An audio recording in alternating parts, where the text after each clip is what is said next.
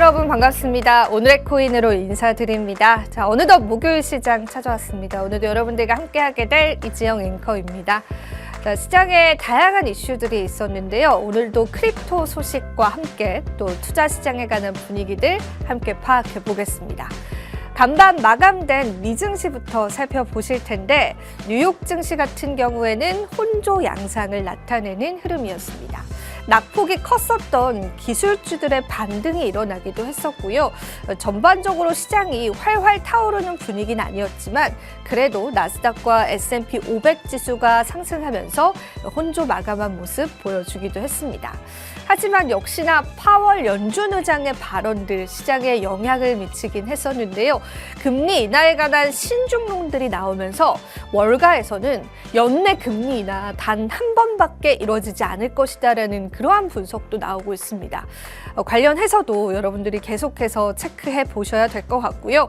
자, 그리고 이러한 파월의 발언들을 조금 더 힘을 보태줬던 게 이제 민간 고용이 최대폭으로 증가하면서 연준 입장에서는 그렇게 이제 금리 인하에 관해서 눈치 보지 않아도 된다라고 하는 기본적인 어떤 밑바탕들을 깔아줬다라는 분석들까지도 나오고 있습니다.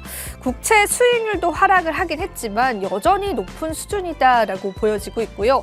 달러 인덱스 같은 경우에도 역시나 104달러 선을 계속해서 유지하고 있습니다.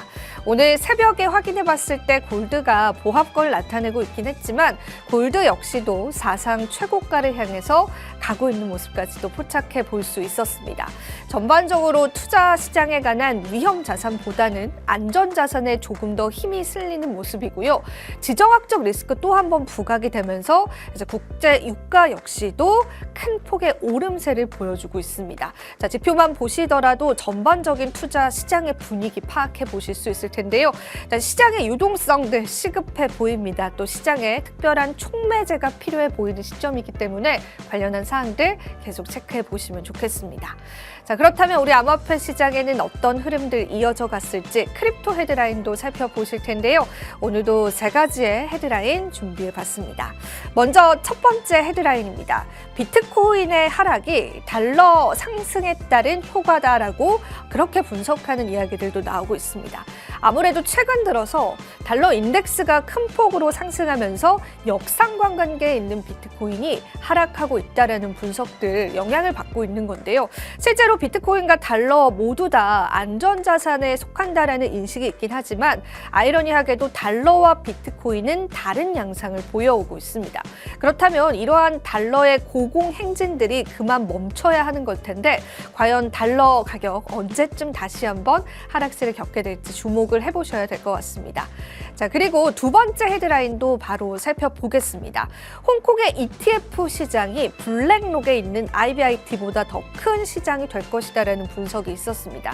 우리가 잘 알고 있는 에릭 발추나스의 분석이었는데요. 실제로 관련한 데이터 자료를 좀 종합을 해보니까 홍콩의 ETF 시장에 들어오는 자산 규모가요. 블랙록이 현재 운용하고 있는 비트코인 현물 ETF 자산 시장의 규모보다 훨씬 더 큰 폭을 기록했습니다. 이 말인즉슨 만약에 홍콩의 비트코인 현물 ETF가 승인되게 된다면 블랙록 못지않은 혹은 그보다 더 큰 자산이 암호화폐 시장에 유입될 수 있다는 걸 예상해 볼 수 있겠습니다. 그렇기 때문에 제가 지난번에도 말씀드린 바와 같이 이 홍콩 시장 열리는 것이 좀 중요해질 것 같은데요. 크립토 시장은 미국 시장도 크긴 하지만 아시아 시장도 그에 못지않은 규모를 가지고 있습니다. 아시아 기관들의 공격적인 비트코인 현물 매수를 기대할 수 있다는 가능성들 항상 염두에 두시면 좋을 것 같습니다. 세 번째 헤드라인 마지막으로 살펴보겠습니다. 아크인베스트먼트의 유출이 사상 최고치를 기록했다는 분석들 나오고 있는데 관련해서는 제가 오늘 블라블라를 통해서 또 준비를 했기 때문에 같이 한번 살펴보시면 좋을 것 같고요. 자, 그렇다면 글로벌 시가총액 속에서 비트코인의 위치 한번 확인해 보고 가겠습니다. 최근 들어서 골드와 실버의 가격이 계속해서 사상 최고가를 향해서 가고 있는 모습입니다. 골드와 실버가 고공행진하고 있긴 하지만 비트코인이 약세를 나타내면서 비트코인과 실버의 격차는 조금 더 늘어가고 있는 추세이고요.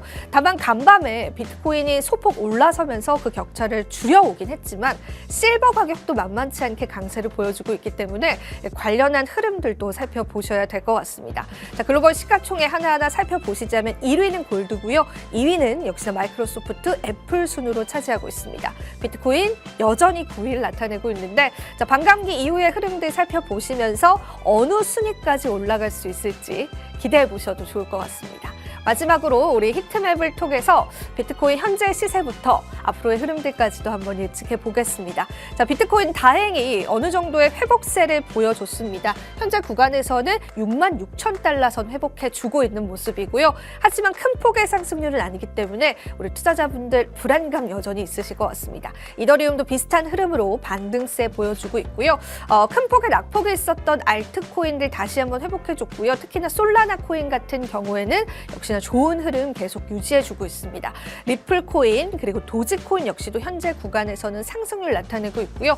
전반적으로 알트 코인들의 상승률 좀 두드러지는 시장이다라고 보시면 되겠습니다.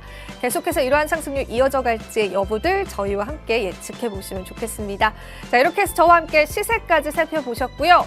저는 잠시 뒤에 앵커석에서 또 블라블라를 통해서 찾아뵙도록 할게요. 오늘의 코인 가자. 네, 오늘의 코인 오늘도 역시나 크립토 블라블라를 통해서 함께하고 있는 코코샤인 전문가입니다. 자, 오늘도 다양한 내용들 함께 해드리면서 여러분들에게 시장에 관한 다양한 또 코인 썰들을 한번 풀어보도록 하겠습니다. 최근에 또 지금이 매수의 기회일까 혹은 이제 본격적인 하락의 시작일까 많이들 고민을 하시는 것 같은데요. 힌트를 얻으실 수 있는 그러한 또 이야기들 준비를 했고 개인적으로 저 같은 경우에는 조금 매수의 기회 쪽으로 생각을 많이 하고 있습니다. 그래서 여러분들께서도 잘 판단을 하셔서 지금의 시장들 잘 대응을 해보시면 좋을 것 같습니다. 본격적인 이야기들을 하기에 앞서서 이제 반감기가 D-Day 16일로 다가왔습니다. 물론 이제 미국 시간 기준이다라고 보시면 되는데 그러니까 보름 정도 좀 남겨져 있는 상황이기 때문에 이 반감기 이후의 코인의 흐름들도 살펴보시면 좋을 것 같고요.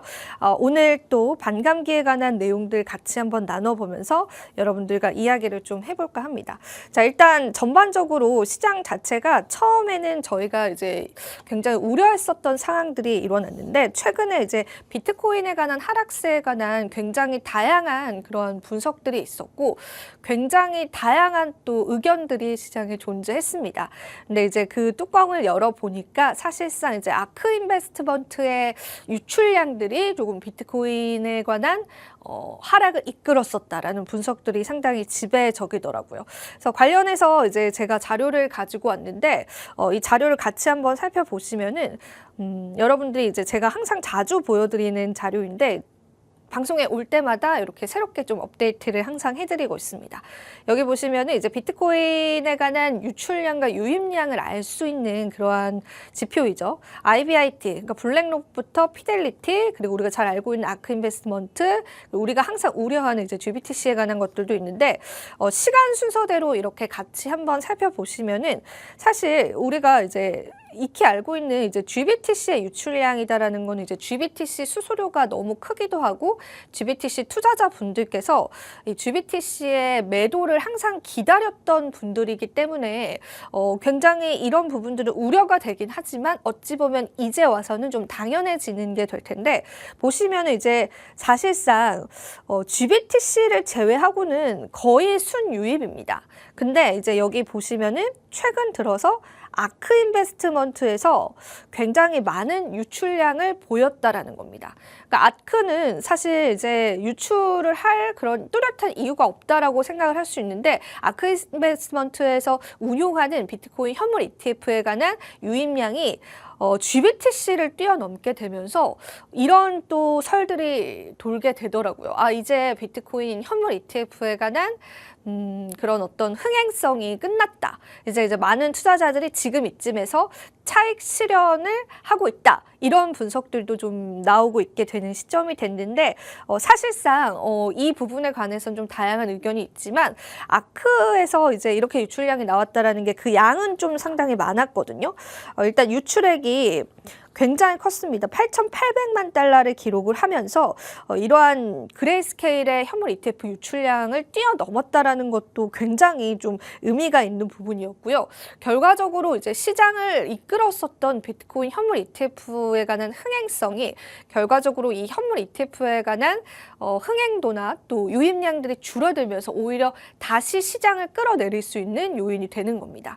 양날의 검이다라고 좀 표현을 해볼 수가 있을 것 같아요.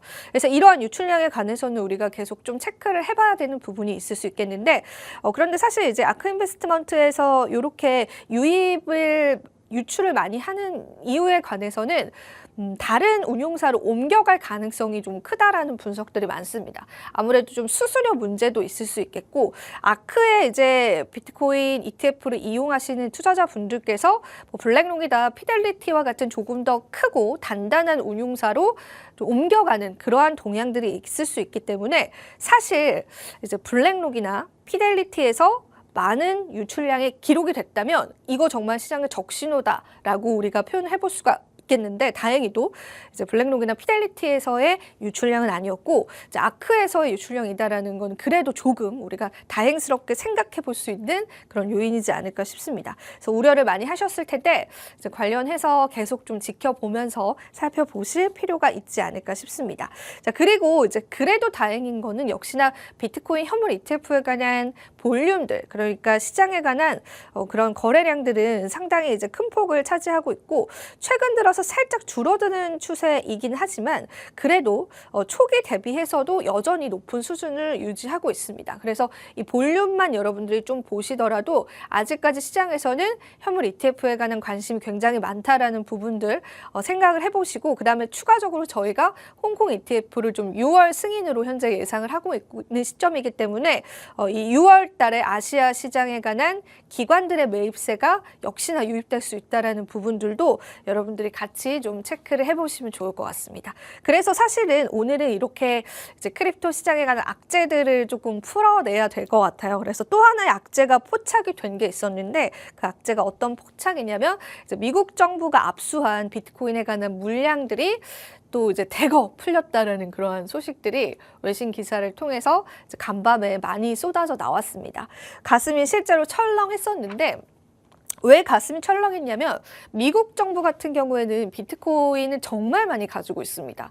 그러니까 미국 정부가 비트코인을 매수를 한 게 아니라 압수를 한 건데 이제 굉장히 다양한 이제 사건 사고들을 통해서 압수한 비트코인의 물량이 엄청나고 사실상 미국 정부가 마음 먹고 이 물량들을 이제 거래소에서 내다 팔게 된다면 시장에 단기적인 충격을 초래할 수 있을 정도로 그 물량이 상당히 많습니다. 제가 나중에 시간이 된다면 얼마나 많은 물량 또 얼마나 많은 비중을 차지하고 있는지를 좀 함께 보여드리도록 할게요. 근데 이제 미국 정부에서 압수한 비트코인의 물량이 풀렸다라는 소식이 상당히 그 양이 많았습니다. 2억 1,600만 달러 상당입니다. 이게 이제 달러 기준이기 때문에 원화로 환산을 하게 된다면 정말 어마어마한 금액이 됩니다. 그래서 이렇게 많은 물량을 이제 미국 정부가 갑자기 이제 거래소에 풀게 되는 거 아니야라는 그러한 또 불안감들이 좀 있었어요. 실제로 완전 매도를 했다라고까지는 아니고 이제 우리가 온체인 데이터 분석을 자주 하잖아요. 코인베이스 거래소로 옮겼다라는 그러한 또 기사들이 나왔고 이게 실제로 이제 온체인 분석을 통해서 확인이 된 사실이었기 때문에 이렇게 많은 물량이 또 시장에 갑자기 풀리게 되면서 시장에 덤핑 물량이 나오는 거 아니야라는 그런 불안감들이 좀 계속 대두가 됐던 그런 시점이었어요. 마침 비트코인 가격도 크게 하락을 하면서 이게 조금 더 불안감을 증폭시켰던 것 같습니다. 그래서 조금 더 자세하게 조금 알아보니까 이 많은 물량들을 전부 다 코인베이스에 보낸 건 아니고요. 이제 다른 월렛으로 나중에 다시 옮겼고 일부의 물량, 사실 이제 시장에 충격이 갈 만한 물량은 아니더라고요. 그래서 그 정도 작은 물량만 현재 코인베이스에 옮긴 것으로 좀 확인이 되고 있습니다. 그래서 실제로 매도를 했는지 여부들은 추후에 추가적으로 우리가 좀 살펴봐야 할 할 그러한 요소인 것 같습니다. 그래서 미국 정부가 압수한 비트코인의 이제 물량이 또 풀렸다라는 게 악재로 다가올 수 있었던 그런 순간이긴 했었는데 그 양이 이제 전부 다 팔겠다라는 의도는 아니고 엄청 이제 많은 비중의 물량을 다시 다른 이제 지갑으로 옮겨놨고 지금 코인베이스에서는 아직까지는 이제 매도의 어떤 동향들이 나온 건 아니기 때문에 이제 추가적으로 이 부분도 살펴보시면 좋을 것 같습니다. 사실 미국 정부는 압수했던 시점과 지금 수익률과 비교해봐도 엄청난 비트코인으로 인한 수익률을 기록을 하고 있다라고 해요. 그래서 미 정부 측에서는 언제쯤 이 물량들을 풀지에 관해서도 안에서 내부적으로는 좀 고민이 많지 않을까 싶습니다. 그래서 우리가 이 물량이 적은 물량이 아니기 때문에 관련해서도 계속 살펴보시면 좋을 것 같습니다. 자, 그리고 오늘 같은 경우에는 제가 또 어떤 블라블라를 함께 해드릴 거냐면 이제 저희 같은 경우에는 또 이제 비트코인에 관한 약세론자들과 강세론자들에 관한 이야기들을 좀 많이 하고 있는데 그것과 관련해서 저희가 이제 비트코인에 관한 약세론자들, 그러니까 엄청난 약세론자들 중에서 1만 달러에 갈 것이다라고까지도 발언을 했었던 이 약세론자들에 관한 이야기들을 해볼까 합니다. 그러니까 완전한 적중이 틀렸던 그런 또 분석가들이죠. 이 분석가들 모두 다 월가에서 이제 금융시장에서 이제 어느 정도 영향력이 있고 어느 정도 이제 굵직한 경력들이 있는 그러한 또 전문가들, 또 분석가들이었기 때문에 이제 그들의 말을 믿고 또 비트코인에 관한 이러한 굉장히 약세론들을 믿으셨던 투자자분들도 많으셨을 것 같은데 실제로 비트코인 현재 6만 5천 달러 선을 나타내고 있는데 사실 1만 달러가 될 것이다 라고 그렇게 이야기했던 거는 지금 와서 생각해보면 정말 얼토당토 않는 그런 내용들이었던 것 같습니다. 제가 오늘 이 약세론자들에 관해서 언급을 다시 해드리는 이유는 최근에 이제 비트코인 시세에 관해서 이제 조금 하락을 했다고 좀 흔들리는 투자자분들이 좀 많으신 것 같습니다. 하지만 우린 좀 길게 또 시장을 내다보고 있기 때문에 이제 그와 관련해서 이제 너무 크게 염려하지 않고 좀 긴 호흡으로 시장을 보시면 좋을 것 같다라고 그런 생각이 들어서 가지고 왔습니다. 자, 여러분 이 인물 혹시 아시는지 모르겠습니다. 유명합니다. 나름 CNBC의 짐 크레이머라는 인물인데 CNBC에 굉장히 자주 출연을 하면서 지속적으로 비트코인을 비롯한 암호화폐 시장에 관한 악담을 정말 열심히 퍼부었던 그런 인물 중에 하나입니다. 최근 인터뷰를 보면은 스탠스가 조금 바뀌었습니다. 조금 많이 이제 바뀌었어요. 왜냐하면 시장이 말해주고 있는 그러한 결과치가 본인이 예상했던 것과 너무 다르기 때문에 조금 이제 스탠스를 우회하는 그런 모습을 보여주긴 했는데 이제 그 당시에 작년이었던 것 같습니다. 일단 비트코인에 관해서 이 짐 크레이머가 이런 이야기를 했습니다. 1만 달러까지 폭락을 하게 될 것이다 라고 예상을 하면서 본인은 이제 1만 달러 선에 가게 되면 도달을 하게 되면은 그때 매수를 할 것이다 라는 이야기를 하기도 했습니다. 그런데 1만 달러 시대는 이제 다시는 오지 않을 정도로 굉장히 비트코인 먼 흐름으로 이제 먼 곳까지 가버리게 됐고요. 그 당시 CNBC에 나와서 실제로 비트코인에 관해서 악담을 퍼부었던 내용을 했던 그런 자료들도 제가 캡처를 해왔는데 이렇게 짐 크레이머는 최근까지도 이제 비트코인에 관한 약세론을 계속 주장을 했다가 아주 최근 들어서는 이러한 또 입장들을 번복했다라는 거 다시 보시면 되고 사실 근데 이 인물 자체가 일단 골드만삭스에서 헤지펀드를 담당했었던 인물이기 때문에 굉장히 보수적인 인물인 건 맞습니다. 그래서 전통 금융자산에서 갑자기 새롭게 탄생한 비트코인에 관한 경계심은 당연히 있을 수 있겠는데 정말 대표적으로 항상 이제 CNBC를 통해서 비트코인을 비판했었던 인물이다라고 보시면 되겠습니다. 자, 그리고 또 추가적으로 블룸버그의 유명한 상품 분석가가 있습니다. 마이크 매클론이라는 그런 인물인데 이 인물도 역시나 비트코인 1만 달러 선을 이야기를 했습니다. 그 근거로 제시를 했던 게 이제 경기 침체가 비트코인 하락을 이끌 것이다라고 내다봤고요. 실제로 작년에 경기 침체에 관한 어떤 사이클들에 관한 시그널들이 계속 나왔다라고 이제 주장을 하면서 경기 침체가 오면서 비트코인이 크게 폭락을 할 것이고 1만 달러까지 하락할 가능성이 있다라고 그렇게 이야기를 하기도 했습니다. 그래서 사실 이 마이클 매클론 같은 경우에는 이제 비트코인을 무조건적으로 비판하는 인물은 아니었었고 그냥 이런 또 의견을 내기도 했었는데 이 마이클 매클론의 이야기와 정확히 비트코인이 다르게 흘러가고 있습니다. 그 이유가 경기 침체 혹은 지정학적 리스크에 오히려 반사 이익을 비트코인이 받아가면서 오히려 이제 굉장히 안전자산 쪽으로의 어떤 특성들을 띄어가고 있기 때문에 오히려 경기 침체가 오면 땡큐다. 오히려 지정학적 리스크가 생기면 땡큐다라고 그렇게 생각하는 투자자들도 생겨나게 됐습니다. 그래서 비트코인의 어떤 지금 현재 트렌드적인 속성들을 이해하지 못했던 그런 발언이지 않을까 싶어서 이 분석가의 또 한마디도 같이 제가 가지고 왔습니다. 그리고 이제 사실상 최근 들어서 이제 아르헨티나 같은 경우에도 인플레이션이 굉장히 높아지면서 그러니까 아르헨티나야말로 지금 경기 침체를 겪고 있는데 굉장히 이제 인플레이션이 높아지면서 오히려 본인의 자국 통화보다 비트코인을 굉장히 많이 사고 있거든요. 그래서 이러한 양상들만 보더라도 달러를 제외한 자국 통화의 힘이 없어질 때 오히려 그 자국민들이 비트코인을 선택한다라는 거죠. 오히려 가치 보존이 더 좋기 때문에. 그래서 이러한 양상들을 봤을 때 오히려 이제 지정학적 리스크나 경기 침체에 관해서는 비트코인이 오히려 좀 다른 반사 이익을 계속해서 받고 있지 않나라는 내용들 같이 유추를 해볼 수 있을 것 같습니다. 자, 그리고 마지막 또 썰들도 보여드릴까 하는데 이분도 굉장히 유명합니다. 51만 암호화폐 유튜버로서 굉장히 또 영향력 있는 발언들을 많이 했었던 그런 인물인데요. 니콜라스 머튼이라는 분석가입니다. 그래서 이분이 작년에 정확히 이렇게 예측을 했습니다. 내년 1분기에 1만 6천 달러까지 떨어질 것이다라고 이야기를 했는데 내년이 지금 현재 시점이죠. 그 내년의 1분기를 저희가 지금 보내고 있는데 1만이 아니라 사실은 지금 비트코인 6만 5천 달러까지 올라왔습니다. 정확히 예측이 틀렸습니다. 그래서 이 유튜버 같은 경우에도 일단 연준의 긴축 정책에 이제 영향을 좀 받을 것이다라고 그렇게 예상을 했었고 일단 비트코인 자체의 가치는 인정을 하지만 사실상 본인이 이제 매크로적인 분석을 했었을 때 비트코인이 1만 6천 달러까지 떨어질 가능성이 있다라고 예상을 하기도 했습니다. 그래서 실질적으로 이렇게 3명의 유망한 분석가들이 비트코인 1만 달러 선을 이제 계속해서 외쳐왔는데 이와는 다른 양상들을 현재 비트코인이 비롯한 암호화폐 시장들이 계속해서 기록을 하고 있다라는 부분들에서 어찌 보면은 우리가 어떤 누군가의 말을 믿어야 할지에 관해서는 조금 신중하게 좀 생각을 해볼 필요가 있을 것 같습니다.